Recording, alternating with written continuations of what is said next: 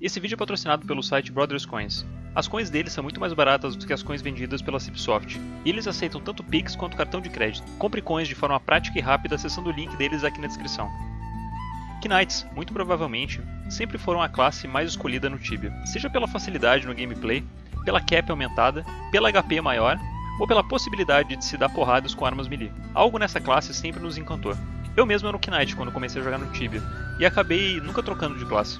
E entre os numerosos Knights do Tibia, um nome acabou se destacando e se tornou a referência máxima para a grande maioria deles. Hoje, vamos falar sobre o maior Knight de todos os tempos.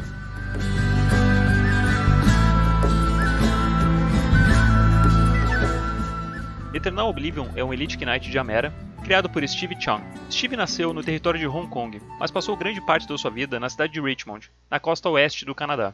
Richmond é uma das cidades da América com o maior número de asiáticos. 56% da população total da cidade é chinesa. Um grande número de chineses não só em Richmond, mas em Vancouver, a cidade vizinha, não é pura coincidência. Nos anos 80, houve uma instabilidade no acordo de devolução do território de Hong Kong. Hong Kong era uma colônia britânica, que estava sendo devolvida à China, com uma série de cláusulas que deveriam ser seguidas à risca pela China. Naquela época, não havia muita certeza se os termos iriam ser respeitados pelo governo chinês, e muitas famílias de Hong Kong acabaram se mudando para o Canadá. Ao longo dos anos, conforme os termos do tratado foram respeitados pelo governo chinês, a população de Hong Kong começou a ficar mais tranquila, e a migração para o Canadá foi gradativamente diminuindo. Mas o grande número de famílias de Hong Kong, que já tinham se estabelecido na cidade de Richmond, mudariam a cidade para sempre. Hoje, Richmond é o polo da cultura oriental no ocidente, e oferece aos turistas experiências únicas, como o mercado noturno, que é quase como se fosse um pedaço da China em solo canadense.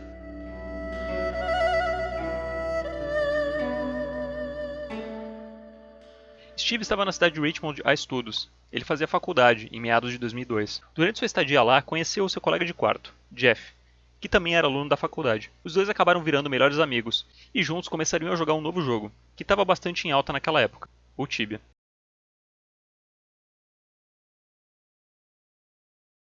Os dois se aventuraram nesse maravilhoso jogo 2D. Mas uma coisa incomodava bastante não só eles, mas grande parte dos jogadores norte-americanos. Haviam apenas servidores europeus no Tibia, e isso causava um ping muito grande. Antica, Nova e Premia eram os únicos servidores do Tibia na época, todos localizados na Europa.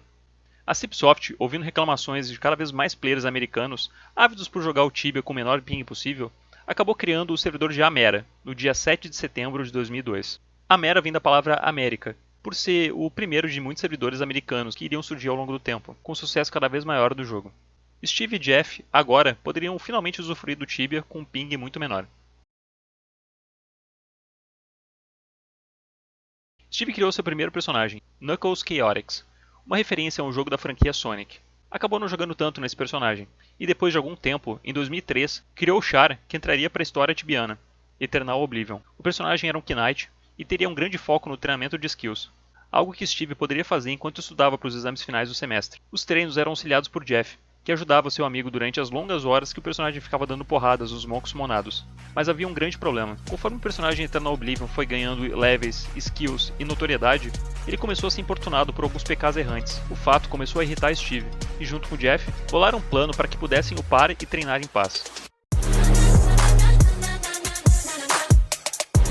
Steve e Jeff, juntos, começaram a mandar mensagens privadas aos líderes das maiores guilds do servidor, semeando intrigas entre eles.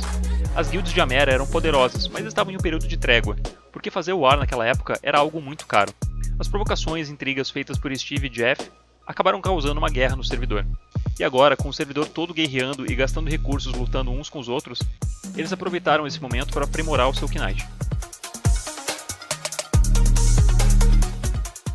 Em 2004, Eternal Oblivion surgiu na tabela mundial de forma tímida. Tínhamos no primeiro lugar Bubble, a lendária jogadora de Antica. Seu level era alto, mas ela já não upava mais com tanta frequência, agora que tinha sido a primeira player do jogo a alcançar um insano nível 200. Em segundo lugar tínhamos Cacheiro, um Master Sorcerer em ascensão, jogador do Chile, que estava voando como um foguete na tabela, e logo passaria a Bubble.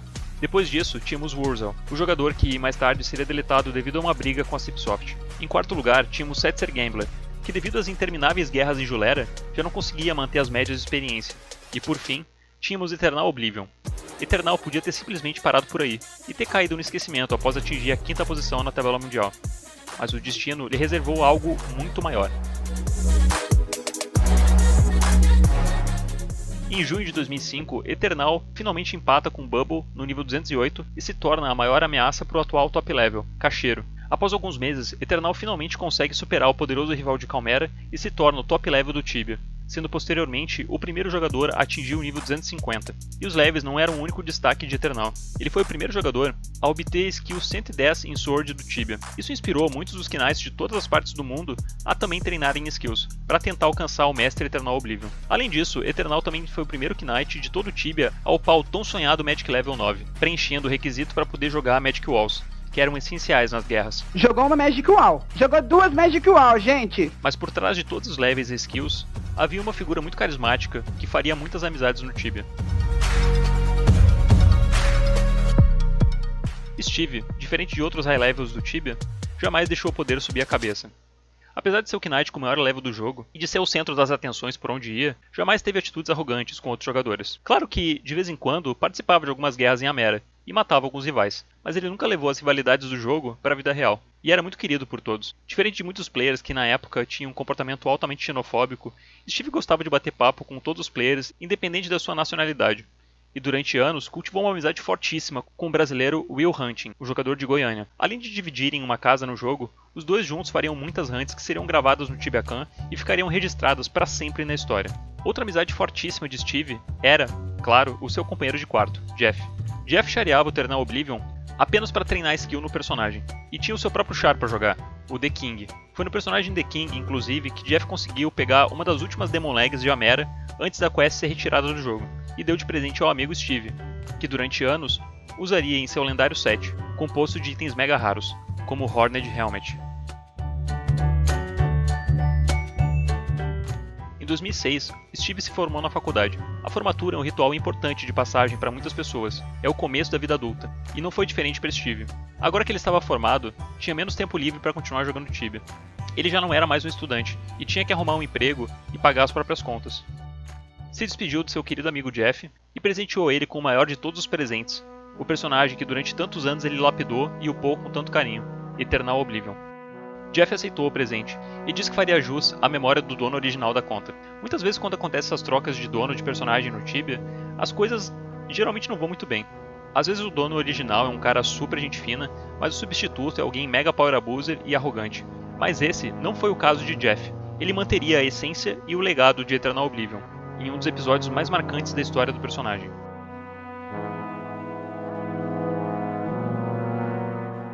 Kim Simi era um Elite Knight do servidor de Amera, e muito amigo de Jeff, agora dono do Eternal Oblivion.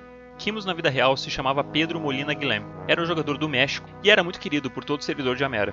Participava de uma guild chamada Porcitos Clan, em português, Clã dos Porquinhos. Por causa desse nome, todos os integrantes da guild usavam outfits cor-de-rosa. Essa era uma das brincadeiras dos mexicanos que alegravam os players de Amera na época.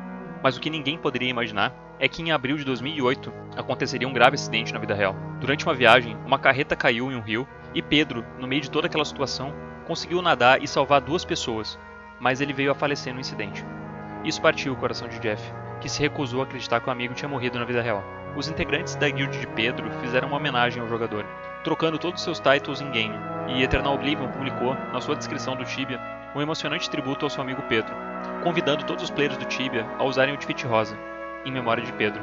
Em todos os servidores, naquela época, em 2008, você conseguia ver um grande número de jogadores usando as cores do mais famoso dos Porcitos, que faleceu de forma tão prematura e num ato tão heróico. Após esse triste fato, Eternal Oblivion, que já não upava tanto desde a época do Steve, agora parou de vez.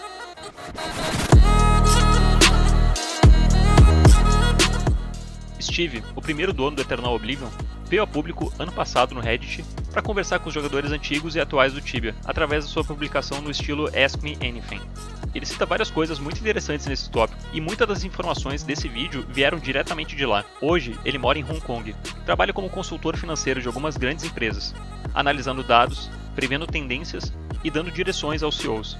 E nas horas livres, como hobby, ele dá aulas de matemática como professor particular a alunos do Fundamental. Apesar de viver em Hong Kong, lugar onde também vive outra lenda do Tibia, a Bubble, os dois nunca se encontraram de fato na vida real. Steve disse no Reddit que conversou com Bubble apenas uma vez dentro do jogo, mas que não conheceu pessoalmente nem ela nem o GM Nitze. O paradeiro atual de Jeff é desconhecido. Eu achei esse canal dele no YouTube com 50 inscritos, mas que não tem vídeos novos desde 2008, que foi mais ou menos na época do incidente do Pedro. A história desses dois caras, junto ao personagem Eternal Oblivion, continuam relevantes até hoje.